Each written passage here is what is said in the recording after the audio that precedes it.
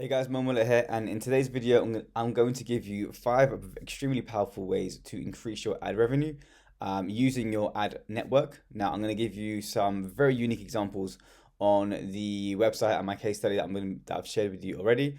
We're going to go into a few blog posts. I'm going to put these 5 strategies into action, and I'm going to just share with you exactly how to optimize your blog for the highest amount of ad revenue performance, so you just get paid more per visitor.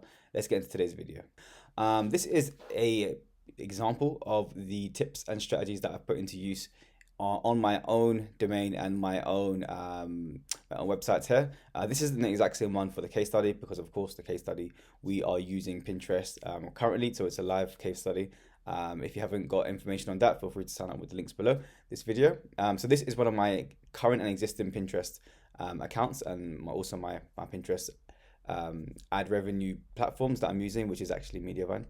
And this for me is a really perfect example of, after you put these 5 strategies into place, what can potentially happen as your ad revenue starts to increase and you've optimized your website to get the most amount of money per page and also per view. So stick with me to today's video. It's going to be short, but I'm also going to make sure that you get all of the information that you need to increase your revenue. And this is a pretty live example and quite a recent example too. So this is beginning of October here.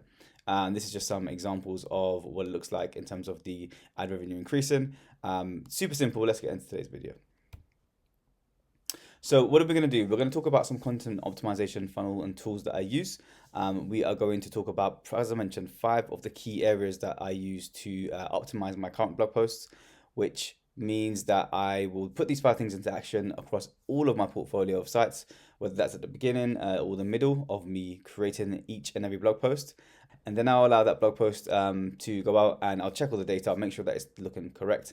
And then if it works, just leave it as is. So what I recommend is that you put these 5 things into action pretty much straight away from the outset, from the get-go.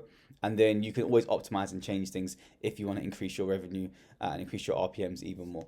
So just to be super clear, I don't do these content optimizations right at the beginning of each blog post. And that's usually because I'm waiting to see which blog posts are going to give me the best and most impressions and engagements first, and then I will go into way more detail with those particular blog posts and just spend more time on the ones that I get the most traffic with, because if not, I'm going to spend a very long time optimizing every single blog post. And as you know, we're trying to get the 80-20 principle here. So we want to spend the most time doing the things that make us the most revenue. So these are the things that I'm going to go into today. Okay, so I'm over in Pinterest now. This is the tool trip domain that I'm doing the case study for. And before I go into those 5 strategies, I just want to give you a quick insight into the way that I will conduct my research to see which types of posts need to get the most amount of optimizations. So the first thing you're going to do is check your analytics screen here. And then you can usually sort it by date at the top here. So you can just put the last 30 days or the last 7 days, whatever it's going to be. So currently, as I mentioned before, this is a more newer account, so there's not going to be much data here. Usually you can use Google Analytics too, so we can go over there to look at that. But once you've highlighted probably the top 10 pages, you want to spend time on those top 10 pages, and you want to really optimize those to the fullest of your extent. A few of these particular strategies you can do it once, and then it goes across your entire website. So that's definitely a leverage principle there. And some of them you do need to do on a case-by-case basis. So let's go over to those. So let's go back over to my presentation, and I'll give you some insights into those strategies now.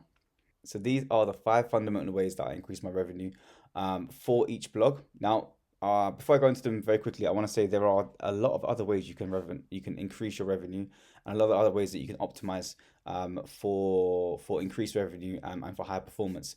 But thus far, the ones that I get the most bang for my buck in terms of my time put in and revenue that comes out are these 5.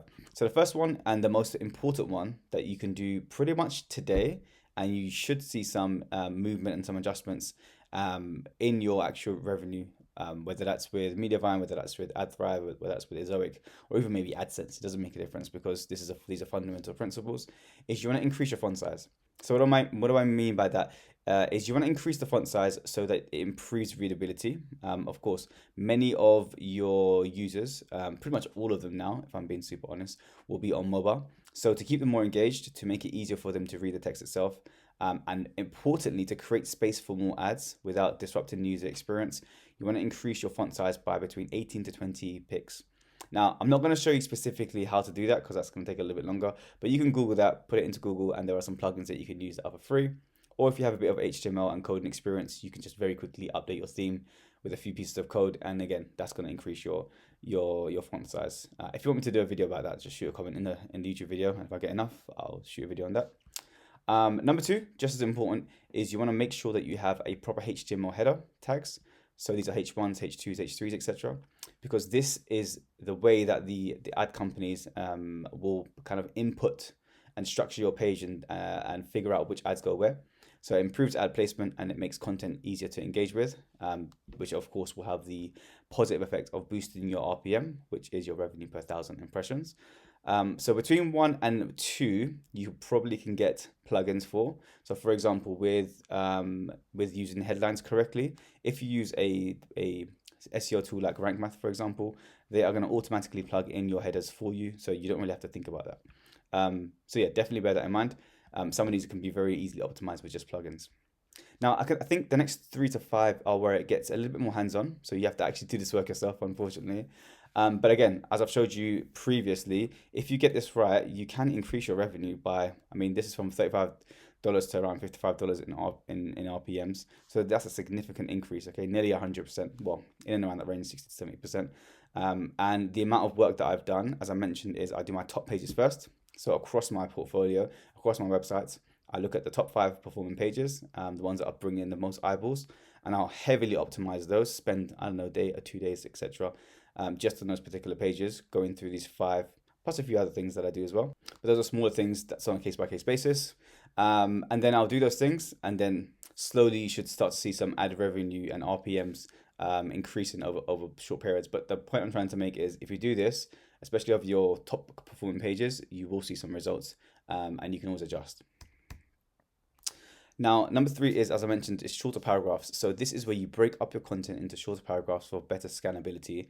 And as important, you get the company, whoever is that's going to be, they can add in more slots. Okay, so more spaces for your ads to be viewed. Now, this one probably is the one that will increase the ad revenue the most because, as I mentioned, I've done this over many of my sites over many years, multiple years. And the one that brings the most amount of revenue in for your time spent is by breaking up your paragraphs into shorter scannable and more easier chunks. And I'm going to go an example of what that looks like shortly. Super simple to do, but very, very, very smart and efficient way to increase revenue.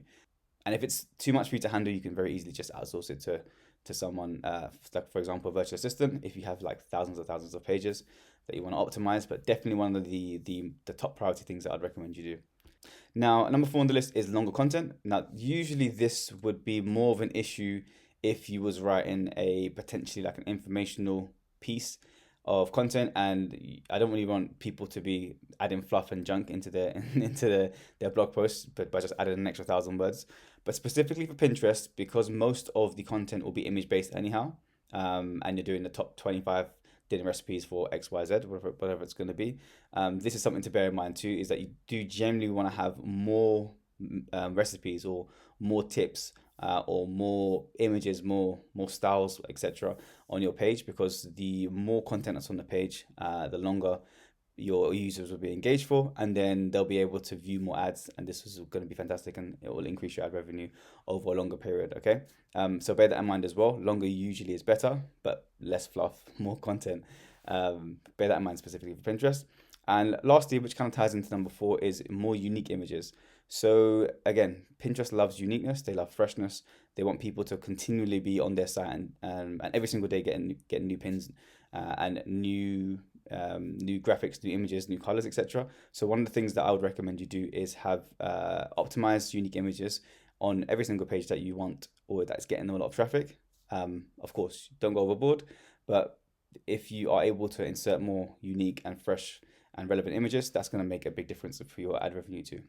So those are kind of the 5 main ones. I'm going to pop over to tooltrip.com, which is our case study, to show you examples of what that looks like, and also some places where I probably need to increase my attention to increase my ad revenue. And one other thing that I want to mention just before we go over to the live example, is that one other thing you could do that I recommend is place really important content at the end of your posts, because usually people, you want them to kind of read through as much of the blog post as possible. And if you are able to do that, it's going to increase your post engagements and reduce bounce rates, because as long as you've got really unique and informative content, people always want to read through more. And by having it at the bottom, they're serving more ads. So let's get into our example now so you can see what I'm talking about. Okay, so we're back in Pinterest here. I'm going to go and look at a few of these blog posts that I've recently added.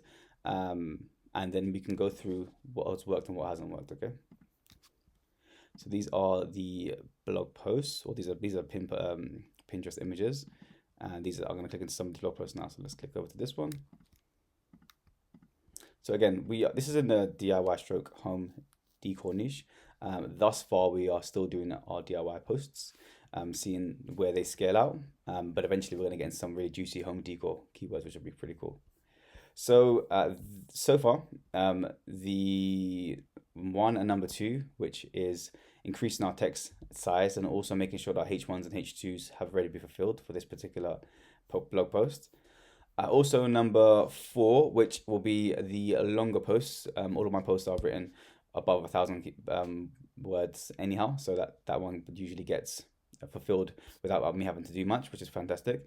The most important things that I'd recommend, as I've said before, is breaking up chunks of text into smaller paragraphs, and also having more unique images. So for example, this particular blog post, let's scroll through it and take a look. I think there's too much text. This should be broken up. So you want to have about 1 or 2 sentences, and then you want to have a chunk, and then you want to break that up with a paragraph. So reading this on the desktop right now, I can see already that it needs to be broken up a little bit more. There's just too much big chunks of text. Let's see if we can take another example of where it's been done already. But also I can say there's definitely no unique images in this. So that's something that I need to send over to my team, or potentially do myself as well, because there needs to be a lot more unique images just for us to fulfill that particular criteria. So let's take a look on our next page.